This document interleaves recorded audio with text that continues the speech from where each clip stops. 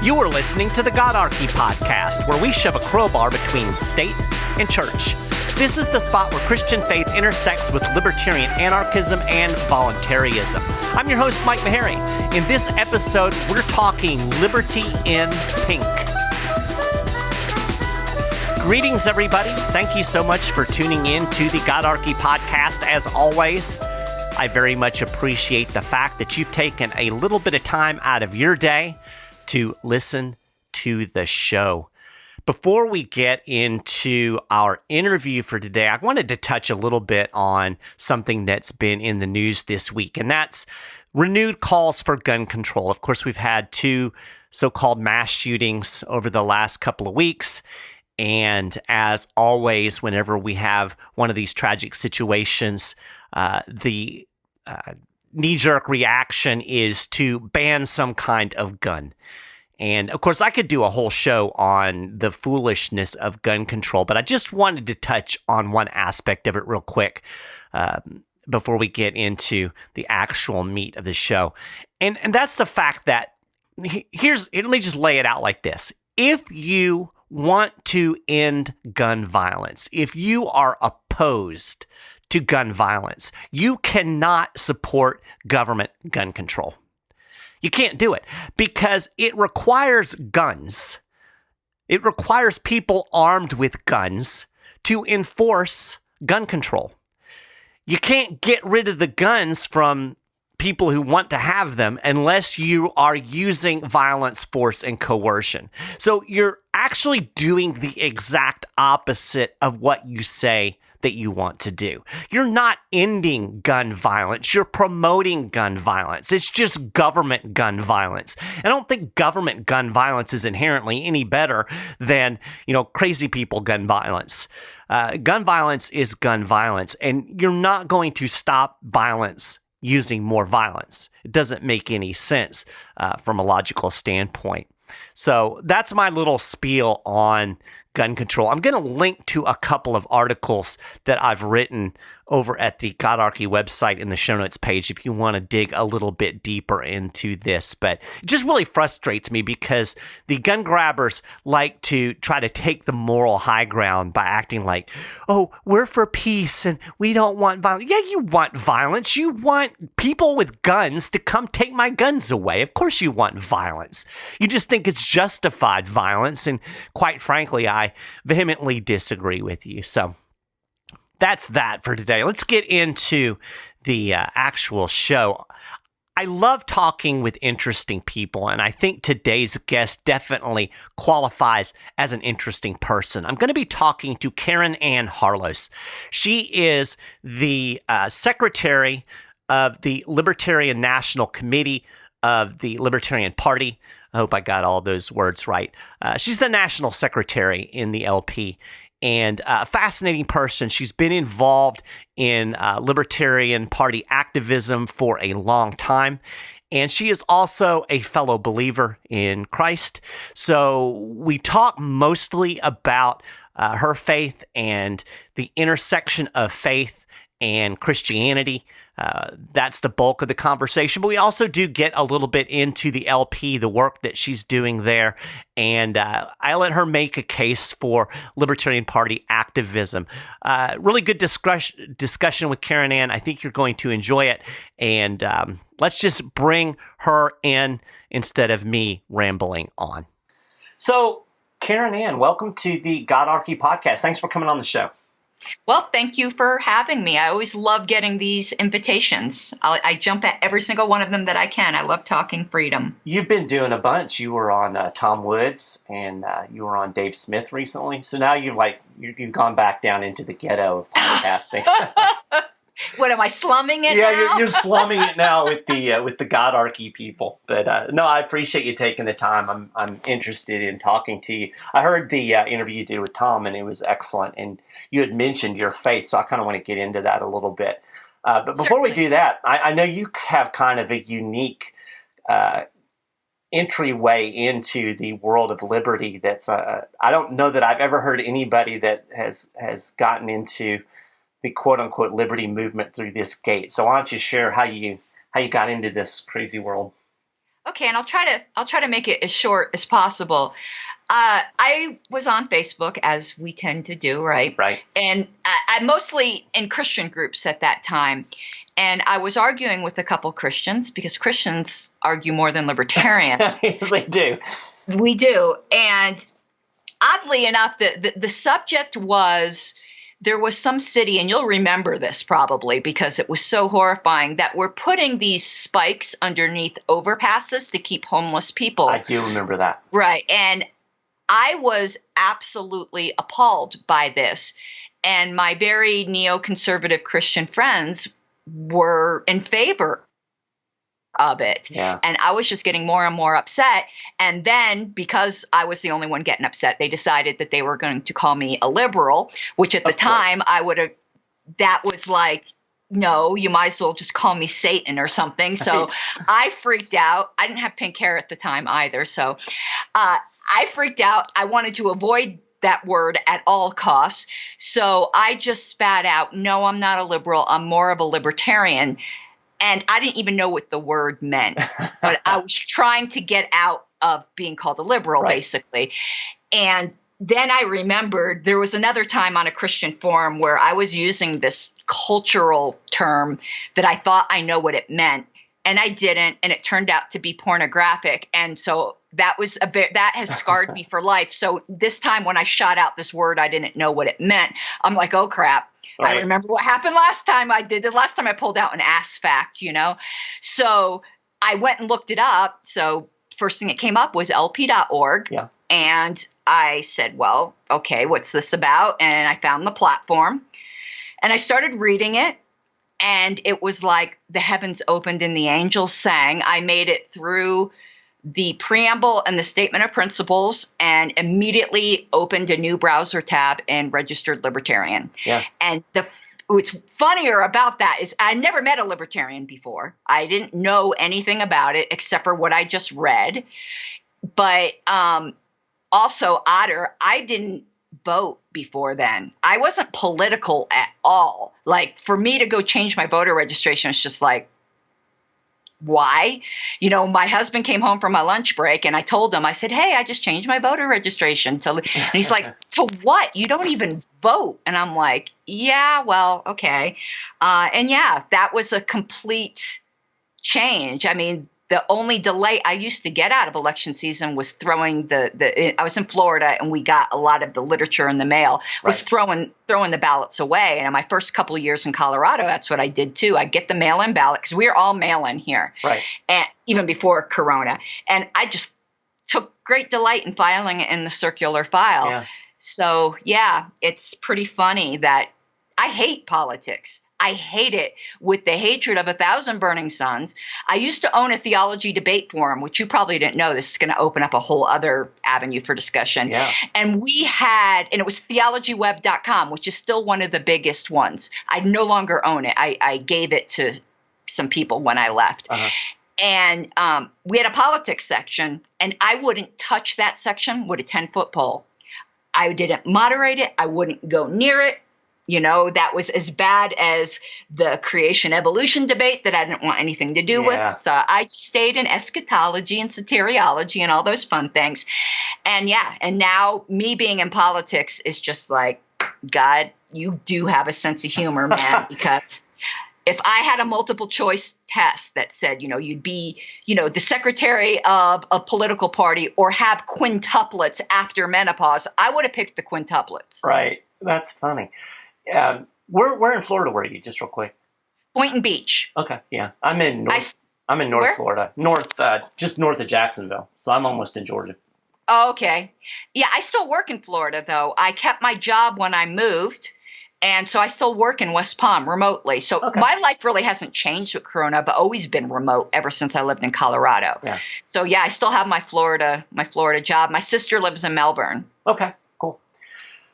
Yeah, you know, it's interesting. I probably would have been one of the people very pleased at having the spikes with the homeless people at one point in my life, I'm ashamed to say. I was one of those hardcore evangelical right-wingers. And I I was to a point. Listen, I went to the Reclaiming America for Christ conference in Fort Lauderdale. Ooh. That's a pedigree right there, okay? So tell me a little bit about your Christian faith. I mean, were you raised in it, or how did that come into being? No, and it's kind of funny now that I think about it, because the sudden conversion to Christianity is very close to the sudden conversion to libertarianism. Huh. My mother and I were painfully close, and my mother became a Christian, but I had no interest, and she was bugging me for years. Yeah. And then she, we don't really know what happened, but she got a lung embolism. There might have been cancer. Who knows? But the fact is, she was dying in the hospital. And one of the last things she asked me to promise her was that I'd go to church. Yeah. And I would have said anything to make her happy. Sure. So I promised. And then, like, that night she passed away. So I wasn't going to keep the promise, but then I was like, well, I can't, she probably knows, or, Right. Yeah. So I went the next weekend and walked down the aisle that day. Wow. What's your denominational background? Well, that was Calvary Chapel, Fort Lauderdale. Okay. With Pastor Bob, who ended up being quite the controversial figure now because he did a lot of naughty things. I remember that. Yes. And so I was at Calvary that whole time, and there was a lot of great things that happened there, but there was also a lot of it was not altogether a good experience. Right. But it wasn't altogether a bad one either. I can't say that, but yeah, it left some scars for sure. Yeah. I think a lot of us have dealt with the scars from the quote unquote institutional church. I've certainly had my share. I actually tried to be an atheist for a while because of I was in a Baptist church that split, and just one of those ugly things. And I was the world's worst atheist. I would argue the Christian position as an atheist. So that's how bad I was. But I certainly understand that. So for me, it's my faith journey has very much been a part of my political journey. And I've told this story before. I won't go into the whole thing, but a lot of my walk into libertarianism was because I was trying to reconcile my faith along with my political views, and started to realize that a lot of this stuff as a right winger, the warmongering in particular, really wasn't, didn't really quite fit with the things that Jesus taught. How has your political worldview and your Christian worldview, how do they interact with each other? Interesting on that is I had already started changing my religious worldview, and then the politics came later. Right. Calvary, as you know, is a huge freaking church. Mm-hmm. And they had, up on stage where the pulpit is, they had an American flag, mm-hmm. and they also had an Israel flag and the Christian flag. Oh, wow. And it just started to bug me. Yeah. I don't know what laid that on my heart. And I just found it to be, all of them, to be idolatrous. Yes. And at that point also, I just started getting really convicted where I wouldn't say the pledge. Mm-hmm. I don't participate in any of the state rituals. Yes. And so that was way before politics. So I started just drifting more towards a very Anabaptist, almost Quakerish type of view, which is pretty much where I'm at now. And also I embrace pacifism. Mm-hmm. And I still hold that position. So coming along to libertarianism, I already had moved past that right-wing type of right. American guns and God type, type thing. And I would say more libertarianism became a bit more attractive because I was deeply getting into soteriology. Uh-huh. I was always very much into eschatology and soteriology. Those were my two obsessions. And you might not know, I actually wrote a book. It's I think it's still being used at Liberty University as part of their coursework, because the royalty checks I'm getting still indicates that somebody is promoting this thing. So it's on eschatology. And so those are my two big interests. So the whole interplay of free will and that sort of thing kind of interested me.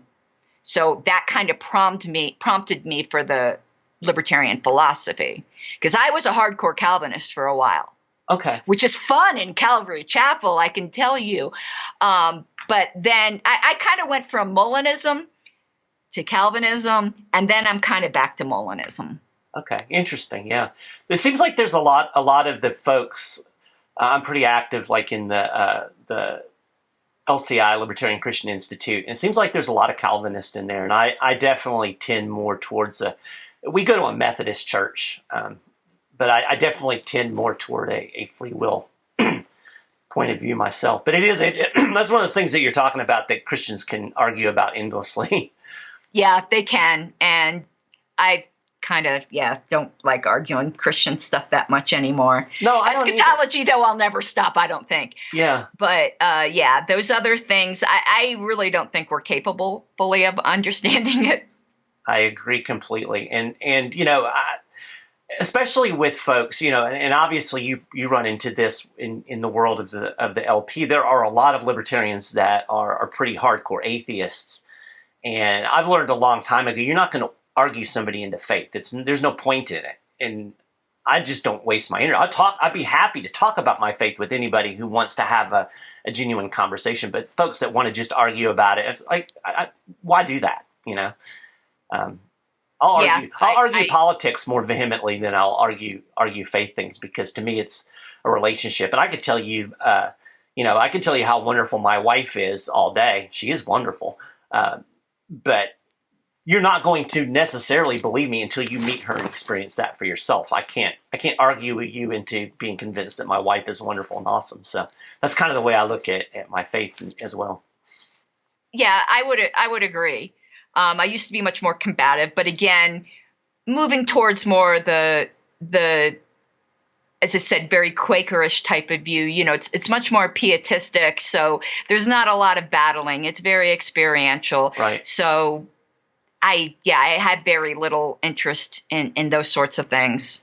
I'm curious, you mentioned pacifism, and this is something that I have wrestled with actually quite publicly on this show. I'm not quite to the point where I would not defend myself if attacked. Like, I would use force necessary to repel an attack. I'm completely pacifist in terms of foreign policy, anti-war, that type of thing. How do you view that in terms of defensive force? Because obviously the libertarian creed is no aggression, but defensive force is allowed. How do you look at that through a faith lens? And a lot of people get really, I have a lot of people who get angry when I say I'm a pacifist, because they misunderstand. Well, because they think, I don't know what kind you were considering, and I know other pacifists that I can understand why they would get mad, because I'm not taking it as a universal moral prescription. Right. Like defensive force is wrong for everybody. Right. I think it is a right that Christians are called to it's a right. You're allowed to do it, but that we're called to voluntarily set aside. Right. So it isn't a moralistic position for anyone. It's a Christian conviction that I have, and I don't judge any other Christians who come to a different one. It's just the position that I have come to. Yeah. But funny enough, I don't necessarily believe that it would be wrong for me to engage in defensive force to defend somebody else. But the whole grounding behind it is, I know, like, I'm secure in my eternity. Right. And I view all other people as obviously image bearers of God. And as someone who knows where they are going, maybe not for sure, definitely, like, I don't have all the answers. Right. No, but I understand exactly what you're saying. I don't fear that. Why would I cut off the life of somebody who might not have that assurance? Do I really hold this life of that much value that I would destroy an image bearer. Mm-hmm. And no, I wouldn't. But for another person, that's different because, again, that's another person. Both of those people might need more time, you know. But I look at the history of the church, and all of the early Christians were pacifists. Yeah, absolutely. You know, and Jesus even said, no one takes my life from me, I lay it down. He could have defended himself. It wouldn't have been wrong. So, and all the greatest witnesses, you know, Paul was converted because of Stephen. Right. So that's just kind of where I've landed on it. But I'm also very realistic. Nobody knows how they would act until something happens. Yeah, that's absolutely true. You know, it's easy to sit here and say that when you're not in danger. Right. So who knows? Yeah. But that's my philosophical conviction. But since I believe everyone does have the inherent right to self-defense, I'm like as vociferous for self-defense rights as you can get. Right. I just don't personally exercise them. Yeah, I'm pretty much there. I've wrestled a little bit with my own personal, you know, I still carry a firearm, you know, so that'll kind of tell you where I am. But I agree completely. I think you hit the nail on the head. I would never make that prescription for any other person because I think it's, you know, it's a matter of conscience between you and your own relationship with God. I love that term, image bearer. That's a great term and a great way to look at other human beings. Well, I find that helps with a lot of different things. You know, if you remember that, you know, and I don't carry a firearm, but it isn't because of that, because I'm actually considering getting my concealed carry, again, not for me, but in case I ever have to defend another person. Right. Very interesting. So how do you deal with folks that, from kind of the other side, I mentioned, you know, you're going to get the atheist kickback in the libertarian circles. How do you kind of deal with the flip side of that, where you get a lot of folks in the church? Well, you can't be a libertarian. I mean, that's not Christian. Those are a bunch of druggies. How do you counter that? Well, right now I would consider myself part of the unchurched. Yeah. The Calvary experience really turned me off of institutional church. Yeah. There is a church here in Colorado that I like very much, but it is too far. And some people may go, oh, that's a terrible reason. No, when you're going to be in a church, you need to be part of that community. You need to be able to share in the daily lives of those people. When it's too far, you just don't. Yeah. But there's a great church here called the Scum of the Earth Church, which should just, you might have heard of them. I have not, but I love the name. I will Google it for sure. It started by the members of Five Iron Frenzy. They also have a branch in Seattle. So it's very urban, very like open your doors to everyone, like all walks of life. And I loved it. I absolutely loved it, but it was just too far. Yeah. And we tried all the ones around here, and they're so cotton candy. I just can't take it. I'm like rolling my eyes in the back of my head. And that's just such a bad attitude. So I haven't found anything yet. I actually became convinced a long time ago as well that the New Testament model for churches is the house church. Yeah. And I've had a lot of friends that are really big into the house church movement. And I was just starting to look into that when coronavirus hit. Oh, yeah. So that might be something I look into again. So ever since I've been a libertarian, I really haven't been involved with churches. Yeah. So you don't have to deal with that. I don't have to deal with that. And I would expect that I would find myself in a more theologically liberal, probably, that I don't think it would be a problem. It definitely wouldn't fly in like a Calvary or anything like that. Right. Yeah. I mean, Calvary, man, I got looked down upon because I didn't hold to the pre-trib rapture. I wasn't allowed to volunteer because I didn't hold to the pre-trib rapture. They are insane with their peculiar doctrines there. Yeah, interesting. Well, I think a lot of places are like that, though. The church you mentioned, Scum of the Earth Church, that puts me in mind a little bit of the Jesus people in Chicago. I imagine they're still there, but I know they were pretty big back in the 80s and 90s, and a lot of Christian music came out of them, Resurrection Band in particular. Oh, I love the Resurrection Band. Yeah, see, I bet we could talk music for a long time. I'm not going to go down that path because that'll be the end of the show. I was actually involved in contemporary Christian music for about 15 years or so. So maybe we'll talk about that when we're done. But I wanted to talk a little bit before we go, though, about your work with the LP. First off, I want you to give folks the elevator pitch for the value of the Libertarian Party, because there's probably a good chunk of my audience is of the non-political persuasion at all. You shouldn't be involved in politics. So what's your, and I'm not of that mind, but a lot of the listeners are. So what's kind of your elevator pitch for the LP? Okay, well, for one thing, politics are going to happen whether you participate or not. Yep. So if there is an avenue to participate and stay true to your values, the way I've kind of explained it is because I'm an anarchist as well, as you know. Right. And that just makes it even crazier. People go, then why are you involved in politics? Yes, well, it's I've possible. dealt with this myself. Yeah, it's possible to be involved in politics defensively. Sure. So that's the way I look at it.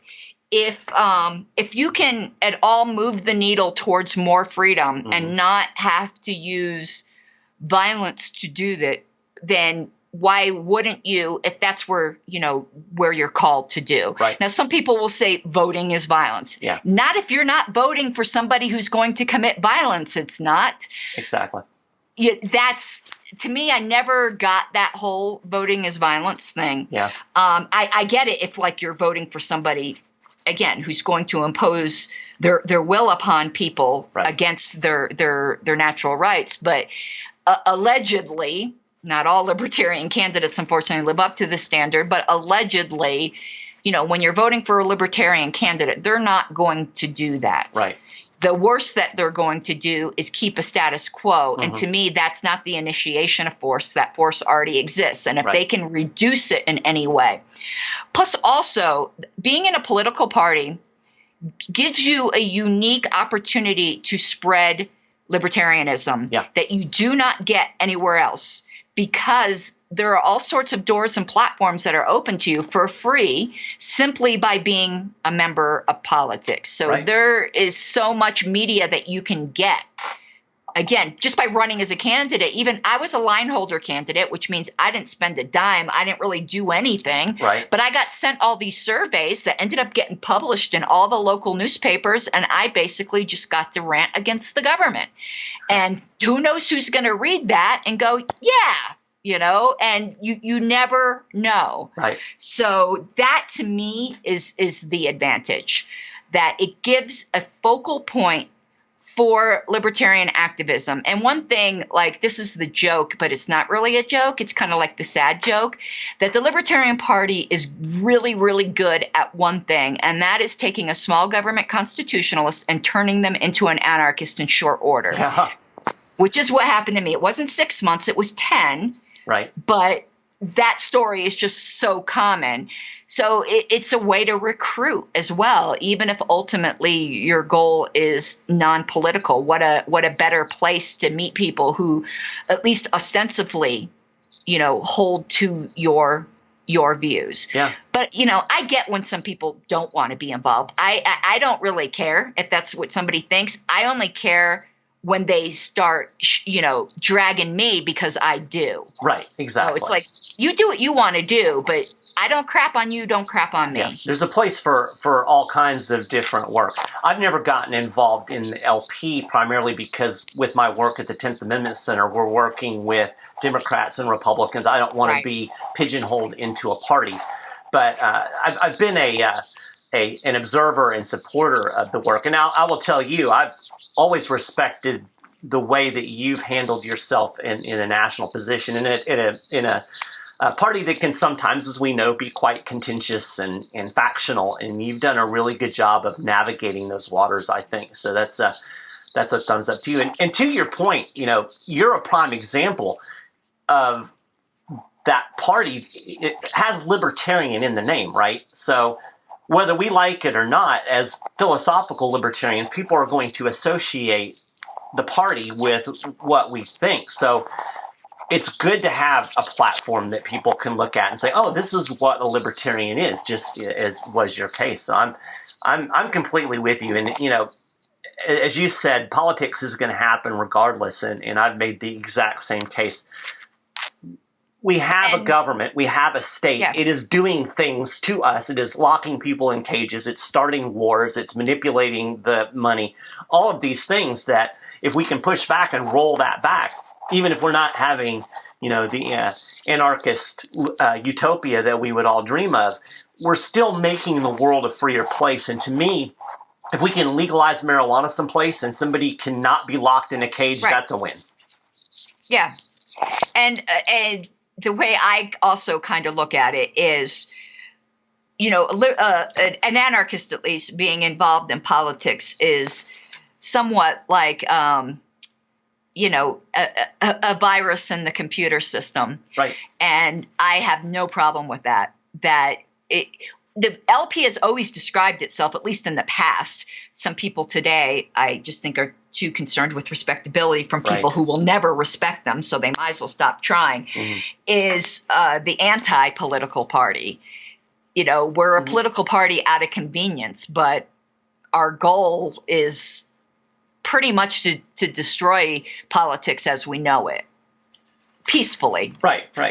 So what are some things that you see coming in the next couple of years as we're kind of spinning into the next election cycle already? What are some things that the LP is doing to push things forward? What are some cool, like, is there any initiatives, anything that you would like to let people know about that's going on over at the LP?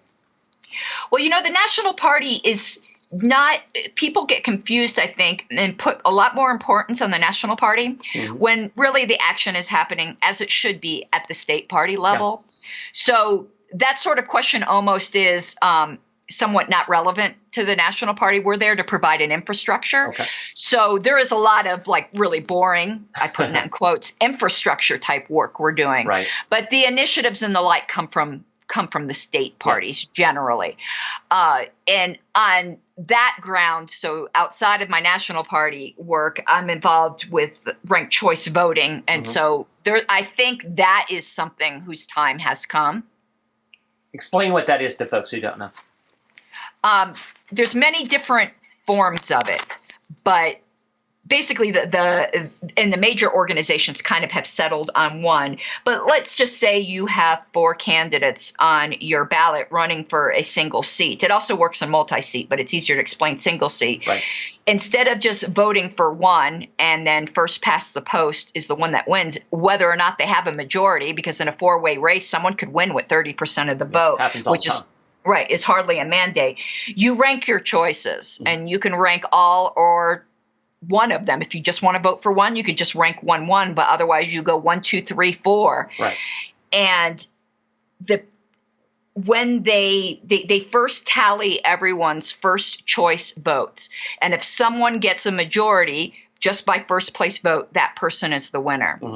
But if that person doesn't win, then the person with the least amount gets dropped, and their second place choices then count and are distributed to the remaining 3 candidates. Then if anyone has a majority, then they win. And that keeps going until someone has a majority.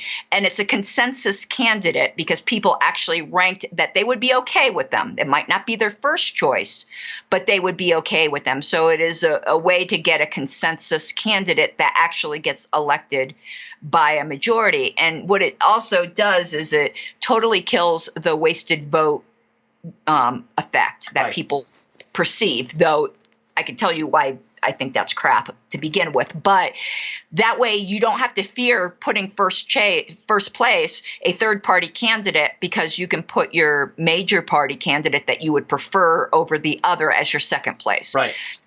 That makes sense. So, you know, so that's it. And also it helps to moderate the tone of politics, because nobody wins by first place choices alone. Very few. They need people's second place choice. So you can't be calling the other guy all kinds of names, because you're going to want to be the second place choice of some of their voters. Right. You don't want to alienate somebody else's. Yeah, that makes sense. And you don't walk away from someone who says, I'm not going to vote for you, because you might still get their second. Right. And you want that. So it really, to me, will raise the level of political discourse and level the playing field for third parties, at least some. Yeah. Am I correct if in saying that that's the way the LP chooses their president and vice president nominees? Is it's a ranked voting thing, isn't it? No, it actually isn't, and I wish it was. It is.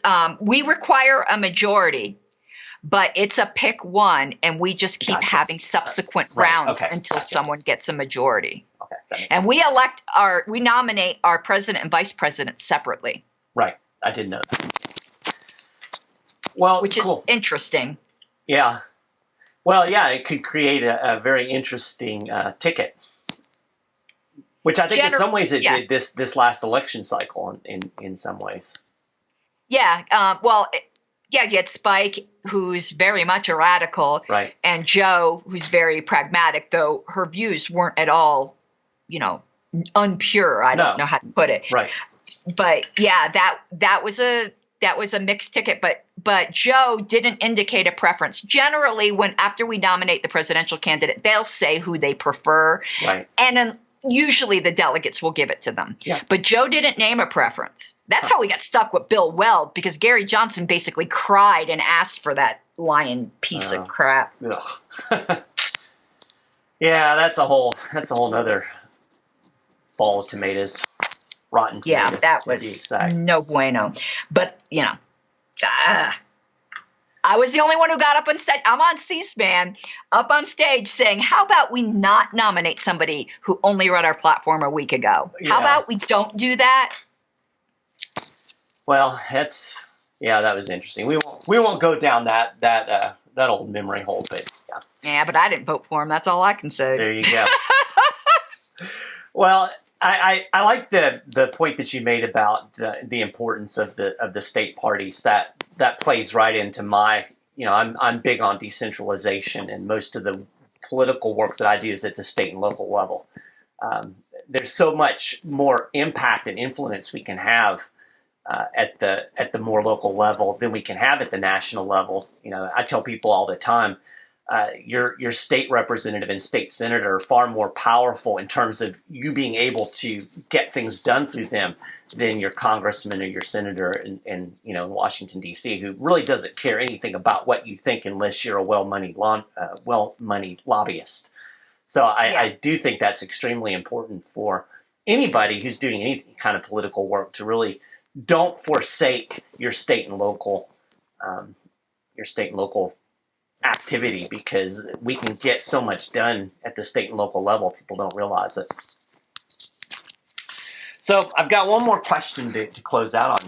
It's kind of just a little more fun. You've basically made a trademark out of your pink hair. How did you end up with pink hair? I know, but I don't know. I don't remember the exact bet, but I know there was a bet I had with my husband that if I won, I'd be able to dye my hair pink. Right. And I don't remember the bet. And that was, oh God, that's been almost 6 years now. It was going to be temporary. Yeah. Well, I think it worked. Some people could not pull that off. It works for you. So. Well, I have to tell you, my hairdresser, when I went in, she didn't know me because I got her off of Groupon actually, and she's like, "So, what do you want to do?" I'm like, "Yep, the whole thing pink." And she's like, "You don't want just a few strands or something?" I'm like, "Nope." And she's like, "You got some nads, That's great. Yeah, well, I mean, you're going to do it. Why not do it all the way, right? Yeah, and I've, like one of my friends used to say that I'm the most obnoxiously unself-conscious person she's ever met in her life. Like, she nearly had a nervous breakdown walking with me through Walt Disney because I just did not notice when everyone was staring at my antics. But she was just so painfully aware of it that by the end of the day, I think she needed a Valium. And she's like, "You just don't care, do you?" I'm like, "Nope, Well, and that, that personality works well in a political environment where there's a lot of pressure to conform to this or that, right? Yeah. And there's a lot of that pressure on the LNC. Sure. That's sometimes why I think I'm not sometimes the most popular person on the LNC, because, I don't put the Libertarian Party Incorporated over everything. Right. Liberty is foremost. There is a fiduciary duty, obviously, to the party, but if the party's betraying liberty, liberty comes first. Mm-hmm.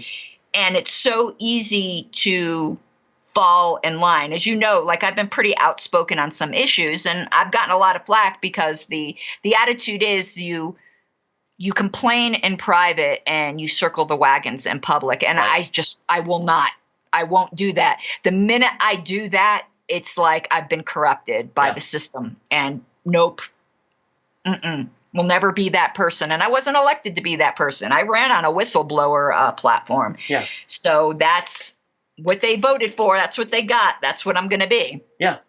Well, and like I said, I've watched you interact and seen some of the things that you've said and some of the things that you've stood on and stood up for, and I appreciate it. And I haven't always agreed 100%, but that's good, because you're holding to your principles and not, playing the political game. And I think that's a good thing.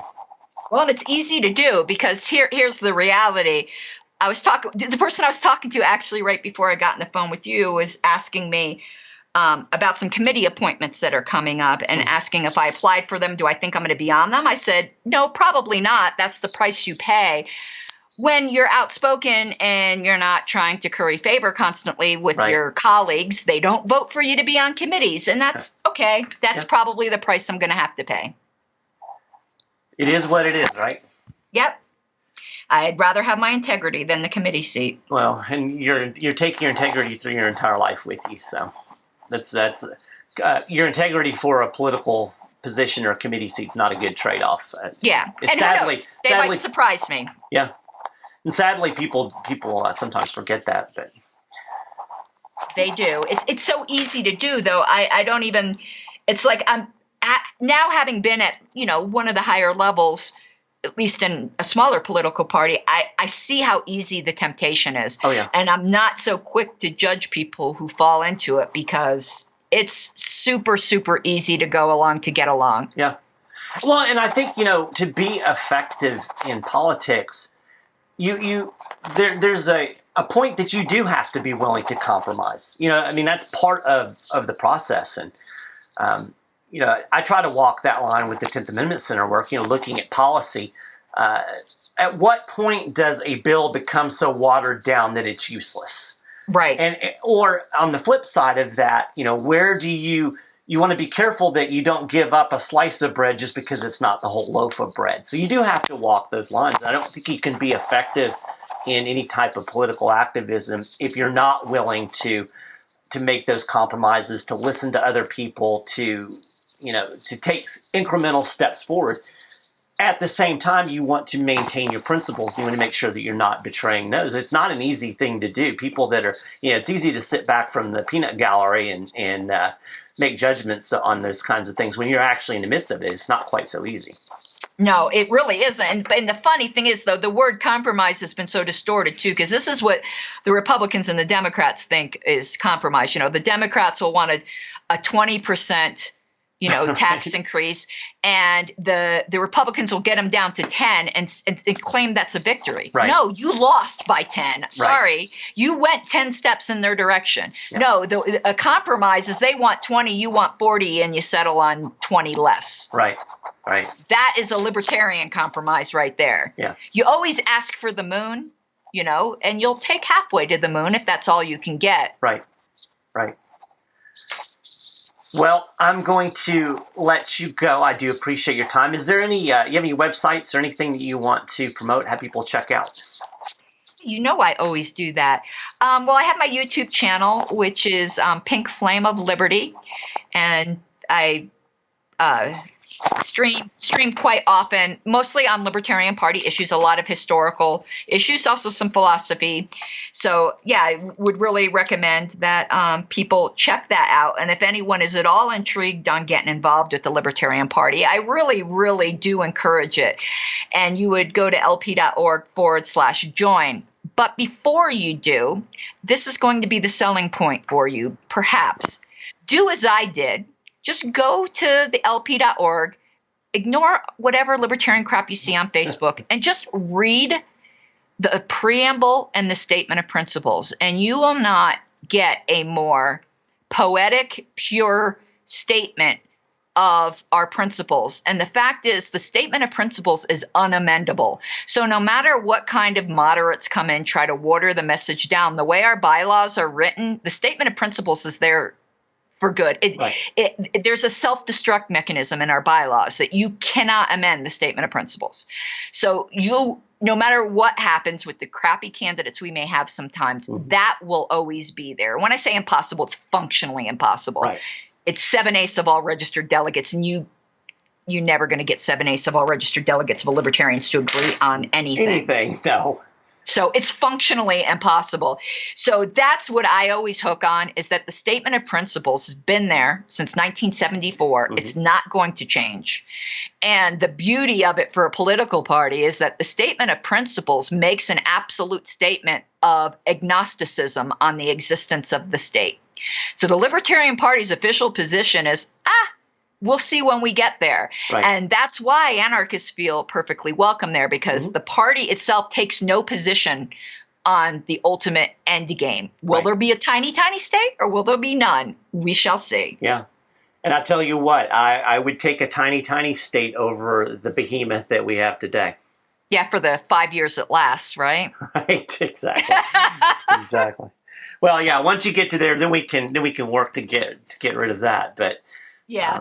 But it tends to grow. It does. I said that today on the interview. The tendency of government is always to grow.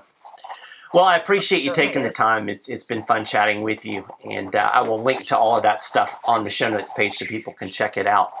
And appreciate what you're doing, the work that you're doing. Just keep on keeping on. All right, thank you. You have an awesome night. See, interesting people. I really do appreciate Caryn Ann taking the time to come on the show. I know she's super busy, so it was a fun discussion. I will have links on the show note page to her YouTube channel and also to the LP Statement of Principles, so you can check that out. Also, don't forget, I will have some links to some stuff on the violence of gun control for you to check out. I'm going to go ahead and wrap up the show for this episode. I thank you for listening. If you want to support what I'm doing here with GodArchy, you can do that over at patreon.com/GodArchy. That's where my supporting listener program is. You'll see how the whole thing works over there. I think the big selling point to me is that this isn't just supporting GodArchy. It isn't just supporting Mike Meharry. It is a way that we can work together to support other organizations and individuals. 40% of my Patreon receipts do get passed along to other organizations or folks who are in need or who we want to support. And I think that's a cool part of what I'm doing. And, so the more people that support me, the more opportunity we have to reach out and support others, to really create kind of this voluntarist mentality where we're not relying on the government to help each other, but we're relying on each other to help each other. So check that out. Again, patreon.com/GodArchy. Keep up with what's going on over at the website, GodArchy.org. I do have a mailing list. If you go to the website for the first time, that's going to pop up. I have never sent an email to that mailing list. That is going to change in the near future. I'm going to start doing either weekly or bi-weekly emails so I can keep in touch with folks that way. So if you're interested in being on that list, you can sign up there or on the website. And I think that's it. Show notes page has everything else you need to know. Thank you for listening to the show, and I will talk to you all next time.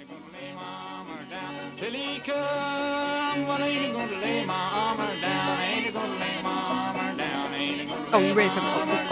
Oh. Excuse me. You have been listening to the GodArchy podcast in the name of the Father and the Son and the Holy Spirit with Mike Meharry. GodArchy is an oh my goodness production. You can find us on the World Wide Web at GodArchy.org, on the Facebook at GodArchy.org, and on the Twitter at GodArchy. If you want to get in touch, email us at info@godarchy.org, but no stupid questions, please. And you can support the show at patreon.com. I mean, get in that pocketbook and get some money out. This ain't cheap to do. Thank you for listening. Thank you. And God bless you all in the name of the Father, and the Son, and the Holy Spirit.